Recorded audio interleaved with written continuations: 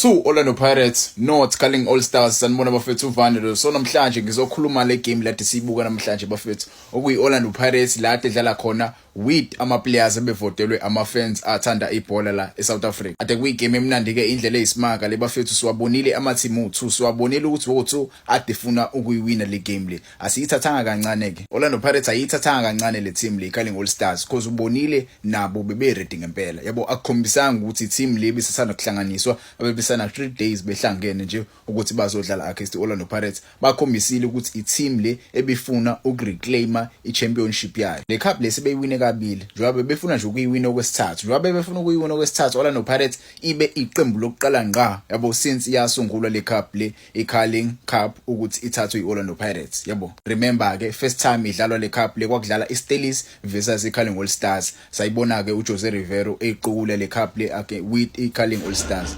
Wathi game yesibili kwadlala iMagesi versus iCulling All Stars. Sayibona futhi ithathwa uJose Rivero ehamba with iCulling All Stars. Yabo so this time Orlando Pirates were the ones who was playing. So ngizokhuluma iapproach eOrlando Pirates, indlela iapproach engakhona le game le, indlela edlala ngakhona, indlela aba setup engakhona against a team unpredictable enjenge Culling All Stars. Yabo going to this game I think everyone knew ukuthi Orlando Pirates inalo ithuba lokuthi ithathe le ndebe le based on equality yabadlali abayonabo. Yabo I didn't think ukuthi uzoqala undaka kule game le because yamazi undaba fethu unenkinga with the injury, but ke I was very surprised ukumbona eqala with uSesane. Siyamazi ke nawo uSesane adagcina ukudlala for Orlando Pirates. I think 7 months now usuphelile yabo undaye nasagcina ukumbona last year. Yabo so abajida bawu2 for me bangisurprisile ukuqala kwabo, and ukuqala kwabo kukhombisela ngempela ukuthi basa equality because they kept a clean sheet against a very dominant side okuyiCulling All Stars, against a very sharp side. Yabo sibabonile abajida bebe attacka ngempela. First half nje Orlando Pirates sibe neqiniso besine pressure. Yabo there was too pressure for Orlando Pirates. Basicindezelile. Yabo iqiniso nje lilihle. First half Culling All Stars idlale ngempela, but ke i-defense Orlando Pirates okusiyema umjida ukwazile ukuthi ayisize i-defense bafethu okunda benosesane because you saw ukuthi abajida basane rusty nyana. Yabo wade bagcina ukudlala igame intense ka so. Yabo Van Rooyen ungijabulisile ku Van Rooyen bafethu nyazi quality ku Van Rooyen. Eswini uyambona uMakhehleni Makhawula ukuthi usanaleyo yo rusty nyana because kunalama foul lawa anokwenza. Yabo acisha asifake enkingeni. Uyibonile ke le penalty shouts esiyibonile size sibona uVilakazi ewa eboxini ezethola yellow card kuthiwa iwisile.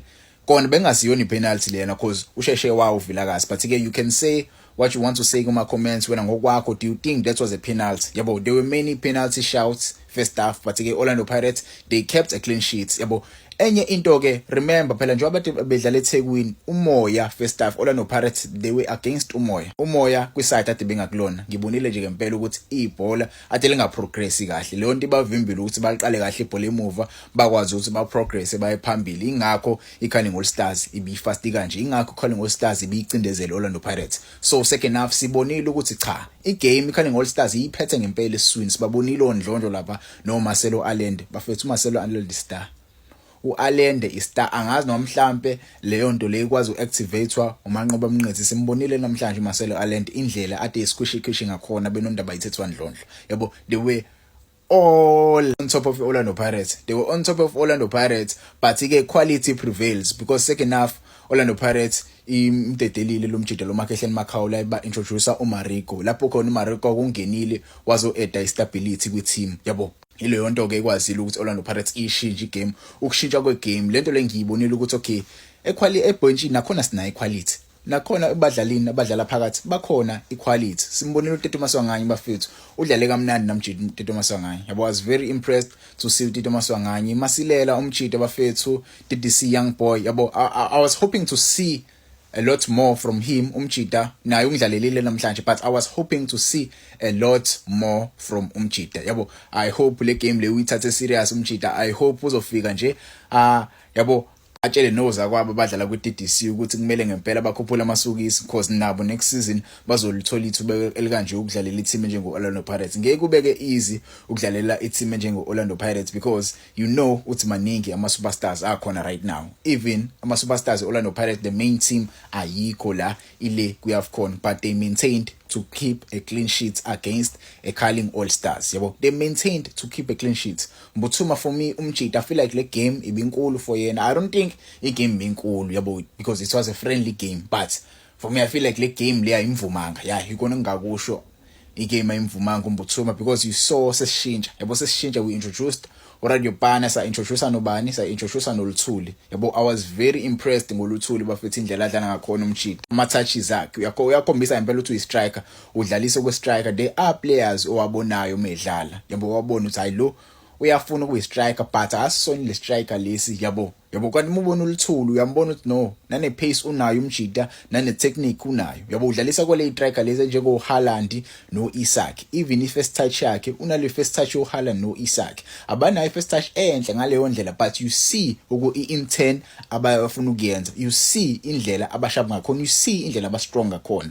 Igoli elihle kakhulu ngilibonile uLuthuli, igoli elikanje sidinga more goals akanje from istrikers eOrlando Pirates. I don't think we have a striker crisis kuOrlando Pirates. It's just that istrikers zethu azitholi uthini, istrikers zethu zidlala ngendlela engafani yabo. Each and every striker kuOrlando Pirates mina ngakutshela manje, each and every striker kuPirates sidlala ngendlela engafani because you saw igoli la Radio Pane namhlanje, you saw ade suka kwiwinger yabo, kade suka kwiwinger nje bafethu uMchita bafethu ukwazi lokholda lelo wamdlala ademakile, wathena naye lo wamdlalo waphusha ibhola, wakazi ukukhahlela efaka ibhola enethini yabo. Istriker leso mfethu esihlukile nestriker sinjengoMahopa. uMahopa ngeke akwenzele lento yenziwe uRadio Pane, uLuthuli ngeke akwenzele lento yenziwe uRadio Pane, ubani uMabasa ngeke akwenzele lento yenziwe uRadio Pane yabo. Bonke labadlali laba badlala ngendlela yabo, indlela yabo ihlukile. So thina we do not have a striker crisis, kuya ngokuthi siyodlala neopponent enjani yabo. I feel like ucoach kumele azame manje ukuyibheka iopponent yakhe ayifunde ngempela because sinohlobo oluhlukahlukene leyistriker olukwaziyo esingakwazi ukuthi siwine noma ingapha ama team la kuPetro Premiership yabo. Singakwazi ukuthi siqaqe idefense with the strikers njengoMahopa, singakwazi ukuthi sibulale ama defender with istriker esinjengobani esinjengoRadio Pane noMabasa, sishaya amagoli yabo. Medlala njengoMathimo njengoObiti consider kakhulu. So ithi consider kakhulu, you need a goal scoring striker. Vele uyazi ukuthi leyo team leyo consider iyavuza emuva, so you need a goal scoring striker esizokwazi ukuthi sikora amagoli phambili yabo. So mina ngokwami le game le ngiyayinikeza, let's say ngiyayinikeza u8 yabo, ngiyayinikeza u8 because abajida bakwazile ukuthi babuye ne clean sheets against a very very strong side yabo ebanikeza inkinga, but they managed to walk away with a clean sheet and win the title in 90 minutes. You see ukuthi quality ikhona la, and ucoach ukubonile namhlanje lo ukuthi okay noma mhlambe ngaba ngalimala uMahopa, zikhona izineyistriker ezingakwazi ukuthi edit quality, noma bangalimala abanye abadlali, noma ngahamba uMbokazi bakhona bachita yabo. Even though abachita mhlawumbe bengadlalanga kahle usisana noNdaba, but you see ukuthi going forward abachita bazothola leyo game time la babuyele on their top level. Mina I'm impressed by this game. You can tell me in the comments, how do you feel about the game Orlando Pirates against the Carling